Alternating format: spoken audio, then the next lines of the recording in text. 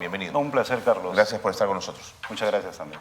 16 oficinas de congresistas allanadas, sus domicilios también esta mañana, un operativo de la Fiscalía contra la Corrupción en el Poder. Harvey Colchado ha organizado este allanamiento.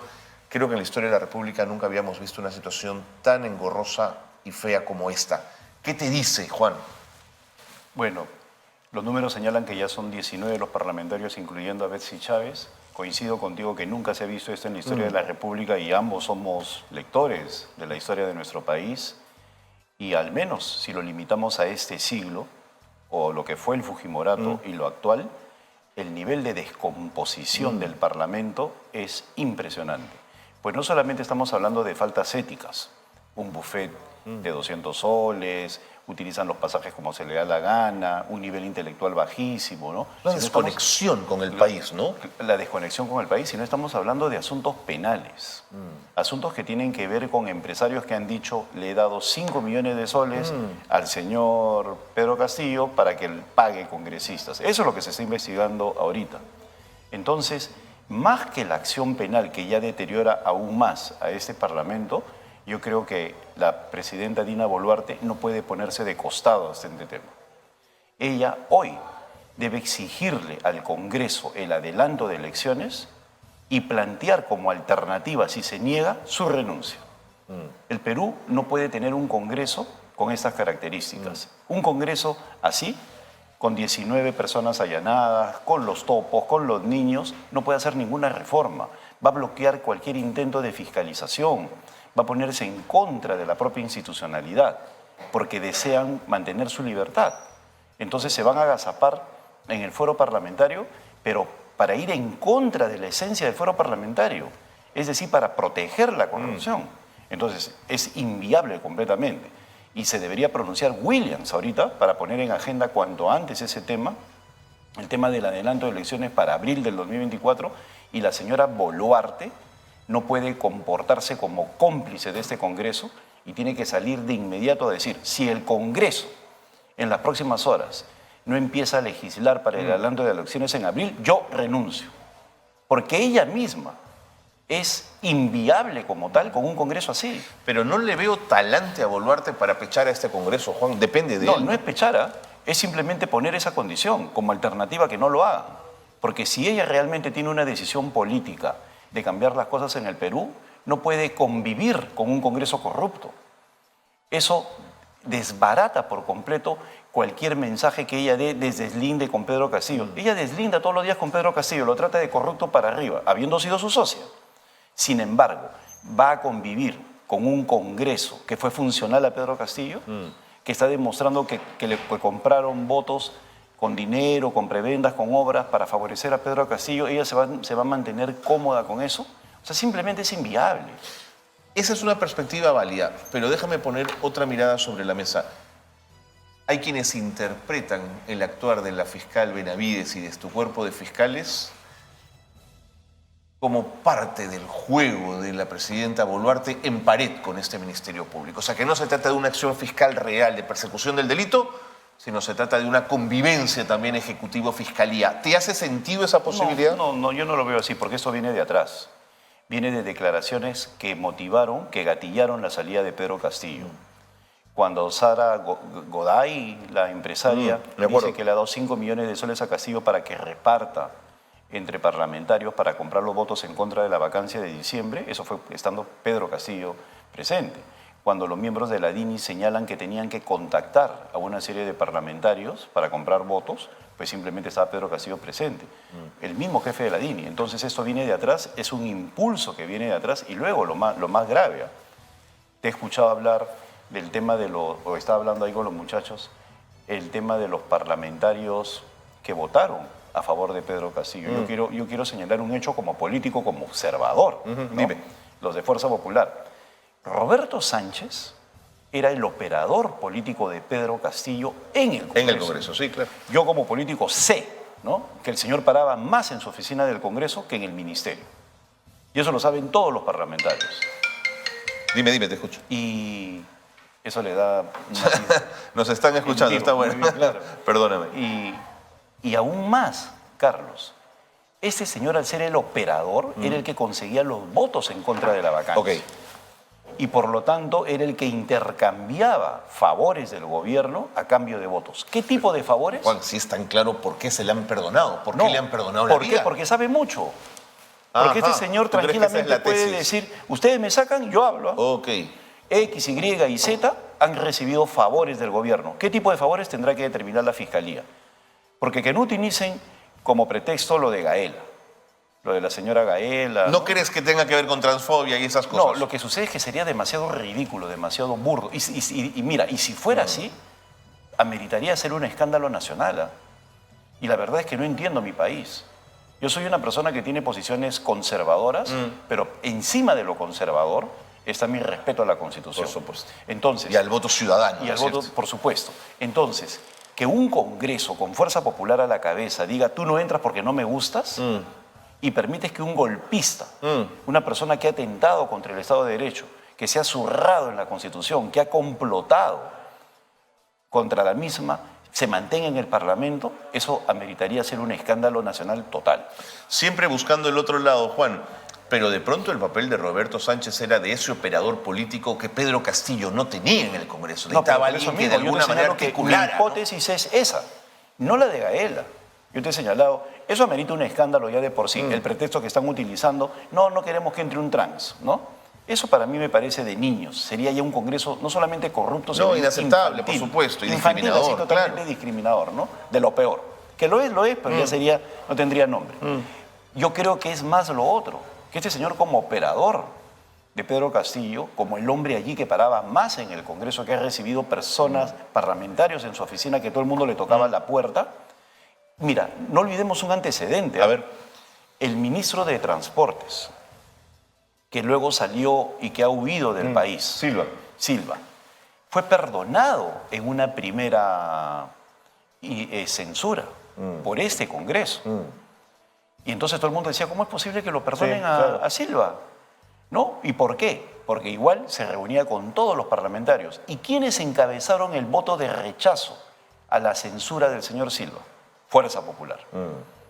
¿Me entiendes? A mí me da pena señalarlo porque tengo amigos en Fuerza Popular, pero primero está mi país. Entonces acá, dentro de Fuerza Popular, como lo demuestra la presencia del congresista Cordero, hay topos. Hay gente que está nerviosa. Cordero, este viaje raro a Panamá, con el claro. español, Así es. ¿no? Ese Temas es de uno, ¿no? inteligencia. Y debe haber más. ¿Tú ¿no? crees que hay más? Por supuesto, en todas las bancadas. Mira, ¿Tienes nombres, Juan? no, ¿Tienes? lo que sucede es que yo intuyo y miro la historia, cuando Alberto Fujimori en el año 2000 decide ir a la reelección, no lo hace por un afán noble, ¿no? No, por o sea, supuesto. no lo hace porque tiene miedo que levanten la alfombra. Seguro. No, y por eso postula en el año 2000, a pesar de que todo el mundo le decía no postules, pasas a la gloria. No, sus allegados, todo el mundo le decía no postules. Me acuerdo, Y- me acuerdo. Y él postuló en el año 2000 porque tenía temor a que levantaran la alfombra. Cuando ese Congreso se aferra al año 2026, no es por el buffet ni ese tipo de cosas, por porque supuesto. saben que se va a encontrar de todo, y sobre todo en lo que se refiere a la complicidad con el régimen de Pedro Castillo. Juan, se allanó también ayer la casa del ex primer Aníbal Torres Vázquez. ¿Crees que Aníbal Torres Vázquez es golpista? ¿Está en la trama? Yo sí lo creo, porque es una persona con el intelecto suficientemente amplio como para poder tramar algo de eso, ¿no? Y además Pero ha también sido un acto- decano en Derecho en San Marcos, decano del Así CAL, es. digamos, un hombre de Derecho. Pero Me por sus sorprendería hechos, por sus verlo. hechos los conoceréis, ¿no? Él es una persona que permanentemente ha estado con un discurso, de repente se ha autoconvencido. Si tú analizas, y yo soy consumidor de política, yo me soplaba los consejos de ministros en provincias que se transmitían en el canal del Estado, Claro. ¿no? Entonces yo decía, este señor está loco. Pero lo peor de todo es que hablaba en contra del Congreso, en contra Sí, de todo, ¿no? sí, encendía un poco los ánimos, Encendía sí, es los verdad. ánimos, o sea, lo hacía y no había oposición en ninguna de las regiones. ¿Por qué? Porque a diferencia de otros consejos de ministros, de todos los presidentes que lo han hecho, porque todos lo han hecho en este siglo, no había presencia del otro lado. Y cuando estaban los parlamentarios, no decían nada. ¿No? Entonces, él se ha autoconvencido y yo creo que ha sido parte de esta trama. ¿Y ese trabajo de Aníbal Torres Vázquez en los consejos descentralizados son los que luego incendian la pradera en los conflictos sociales? ¿Lo que él sembró es lo que estamos viendo hoy? No, yo ¿Establecerías ahí un vínculo? Yo creo que sí es importante a cierto nivel de la población, pero el mayor trabajo lo han hecho las huestes del FENATE, de Sendero. No son tan fuertes, Juan. No, yo creo de que si hay movimiento de personas, como los ha habido, es por un trabajo articulado político, los prefectos, los subprefectos, el FENATE, por eso son varios, no te estoy diciendo uno solo. ¿No crees en una población que espontáneamente se está organizando y ha dicho basta? También es cierto eso, porque en esos momentos hay de todos los sectores sociales y de Así todas es. las ideologías Punto pidiendo que para esta hoy, gente se Juan. vaya. No, el mismo hecho de que el 90% pida que esta gente se vaya. O sea, hay de todas partes. Lo que pasa es que yo estaba hablando en función de la manifestación hacia afuera, ¿no? En la cual sí hay una articulación política, pero eso no significa terruquear. Ok. Eso significa simplemente reconocer que hay diversas formas de expresarse el descontento. Ok. Hay quienes lo hacen en Twitter, hay quienes lo hacen saliendo a las calles, marchas pacíficas, otros incendiando, lo cual es condenable, pero hay de todo tipo. Ok. Y eso es lo que no entiende el Congreso y Dina Boluarte, que son inviables completamente. Tiene que haber un adelanto de elecciones de todas maneras. Vamos a hablar de Dina Boluarte, Juan. Han aparecido estos audios, estas denuncias de Shimabukuro que hablarían de dinero, en fin. ¿Crees en la inocencia de Dina Boluarte? Porque ella lo ha negado en todos sus términos, ¿no? ¿Crees que le ha quedado grande el puesto de presidente de la República? Por supuesto, del primer instante. Y no soy una persona que lo dice luego de que haya pasado un periodo de prueba, sino que basta con ver cómo se ha desenvuelto ella en el ministerio y luego los antecedentes que tenía en la función pública para darse cuenta de que ella no estaba habilitada para ser presidente de la República, nunca. En estos momentos el que la lleva de la nariz es Alberto Otárola, que también su presencia es inaceptable en el premierato y ella lo mantiene. Pero parece que hay sus fricciones, ¿no? Que ya está pensando en sacar a Otárola. Bueno, pero que lo saque de una vez, ¿no? Porque si se hace una denuncia de que el premier tiene una hermana que es socia de un magnate de casinos, que visita ministerios y logra leyes y no pasa nada, ella también es cómplice. ¿De qué? Entonces, tenemos una situación así en la cual el premier es un leguleyo, ¿no? Es un felipillo de un magnate de los casinos. Es un hombre que le agacha la cabeza y que le ordenaba hacer esto, hacer el otro. Ese es el premier del Perú hoy en día. Y de una persona que ha visitado ministerios, como señala Hildebrand en sus 13, y se mantiene en su puesto. Y ese señor Alberto Otárola es el que le dice a Dina Boluarte, no hagas caso, resistamos, con una irresponsabilidad gigantesca, porque no se da cuenta de que el Perú exige adelanto de elecciones. Pero este señor, de repente porque tiene algún tipo de interés, Otárola, el abogado de Dina Boluarte, es el que le mete en la cabeza, quédate, por favor. Pero escuchándote da la sensación que Boluarte es una marioneta Por supuesto de las que lo tensiones es, y las por presiones. supuesto que lo es, como lo era Castillo, porque no tienen nivel. Yo he tenido el privilegio de estar con presidentes que independientemente de sus problemas penales, que los tienen, Kuczynski, Alejandro Toledo, he tenido la oportunidad de hablar varias veces con Alan García, con Valentín Paniagua, eran presidentes que decidían, presidentes que prescindían de los asesores, que los tenían a veces por favor político, pero que prescindían de ellos. Alan García no tuvo ni un consejero político. No, pero esta señora está rodeada de personas y cada uno le dice lo que quiere y no tiene un Estado mayor. Un Estado mayor significa tener un grupo pequeño, que eso sí han tenido todos los presidentes que he nombrado, con el cual planteas posiciones políticas, analizas, generas escenarios y tomas decisiones, pero al final el presidente es el que lo toma. Acá Dina Boluarte no toma ninguna decisión. Todas las consideraciones que has puesto sobre la mesa para tu desacuerdo y tu distancia con el gobierno de Dina Boluarte no han hablado de 60 muertos. ¿Quieres poner también de relieve eso? Por supuesto, porque acá ha habido una gran irresponsabilidad de Otárola, como ministro de Defensa y luego como premier. Sí, yo pienso Mira, lo mismo. a mí me parece absurdo el texto de la moción de censura que hay contra Vicente Romero Fernández, ¿no? ¿Y por qué me parece absurdo? Porque hablan de los 60 muertos. Con Vicente Romero Fernández solamente ha habido 3 fallecidos, que es lamentable, triste, porque una vida vale igual que con una vida hay tanto peso como en 60, pero son consecuencia de los paros. Gente como no pudo llegar al hospital, etcétera, etcétera, que murió en heladas, ¿no? Entonces, no puedo negar, a pesar de ser adversario, que hay un cambio con Vicente Romero Fernández. Pero los 57 de hacia atrás es responsabilidad de Dina Boluarte, Alberto Otárola y el ministro del Interior, anterior. Entonces, ella definitivamente tiene que responder políticamente por eso. Y aún más, cuando se presenta Alberto Otárola en el Parlamento, cuando ya había cerca de 40 muertos, no hace ni una sola línea de disculpa ni de reconocimiento de ese tema. ¿Por qué? Porque ahí ya se mostraba la alianza existente con este Congreso, que tampoco cuestionó ese tema. Entonces, sí, sin ninguna duda, el tema de los 60 muertos pesa porque eso también es inédito. Absolutamente inédito, no puede pasar por alto. Ayer han tomado el aeropuerto de París, 0 muertos, Juan. Así es, y luego hemos visto manifestaciones en todo el mundo.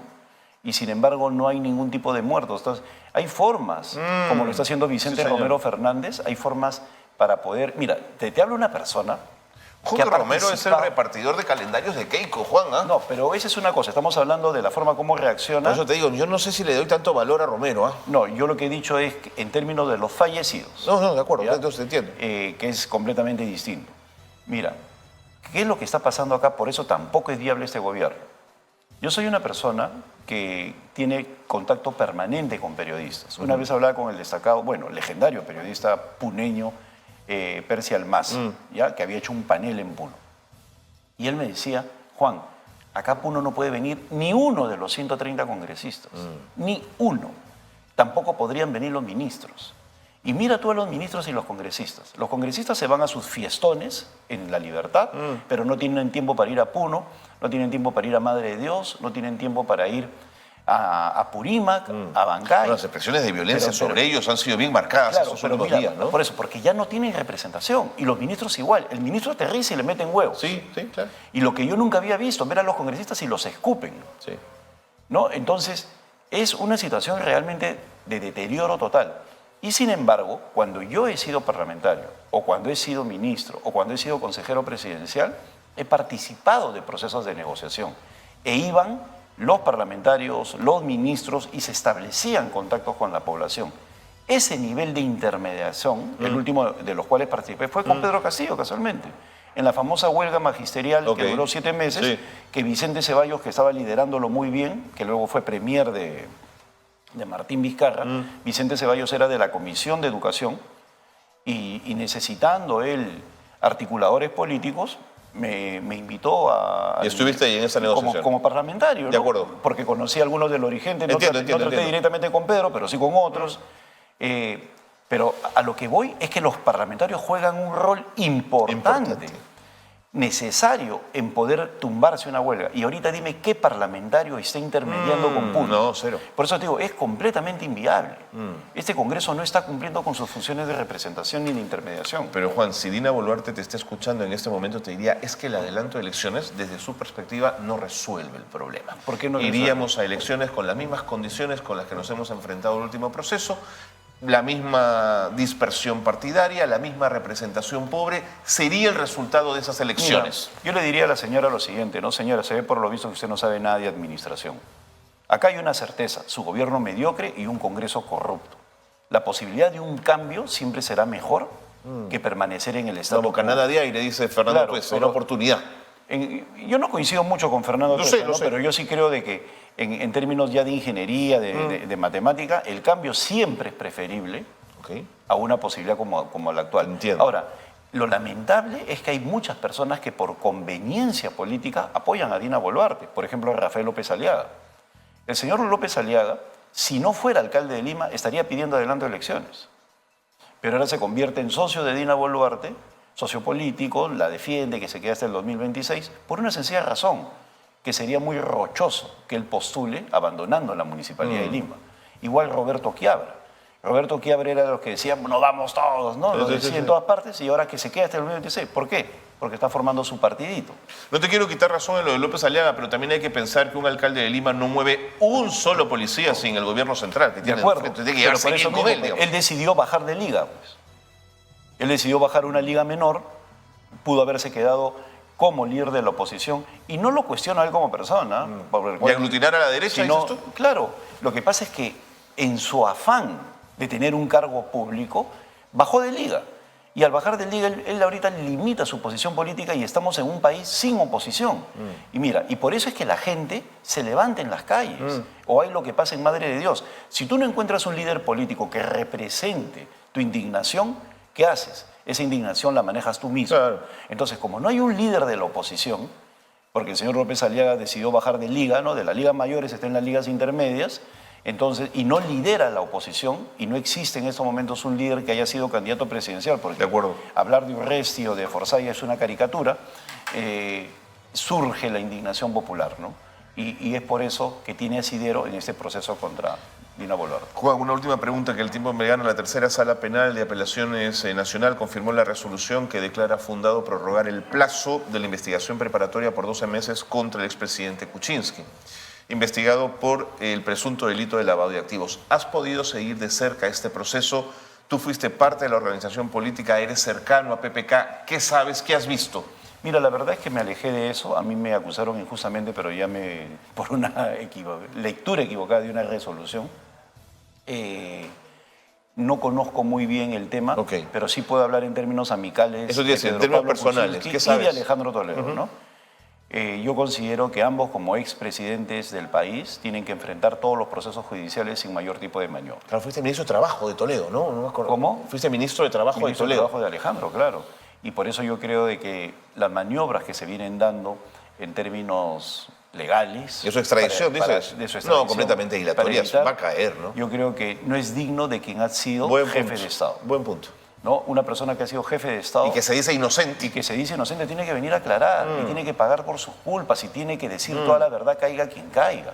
Si es que hay algunos exministros que están con miedo, que lo tengan, pero él tiene que venir, porque él tiene que ver, en primer lugar, que ha tenido un cargo, ha sido honrado con un cargo que amerita una actitud distinta. No, totalmente. Por eso, y lo digo con la misma crítica con que se lo dije a Dina Boluarte cuando no quería ir a la fiscalía.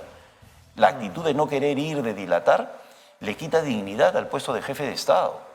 Él debería levantar la barbilla y venir a aclarar todas las situaciones, porque el Perú lo honró como nuestro presidente. Correcto. Y en el caso de PPK, tu cercanía personal, ¿qué sabes de él? ¿En qué anda? No lo veo, ¿Cómo no lo está? veo hace un tiempo, pero yo lo veo en mejor, desde que lo vi, lo veo en mejor estado de Ok. ánimo. Obviamente las condiciones han disminuido.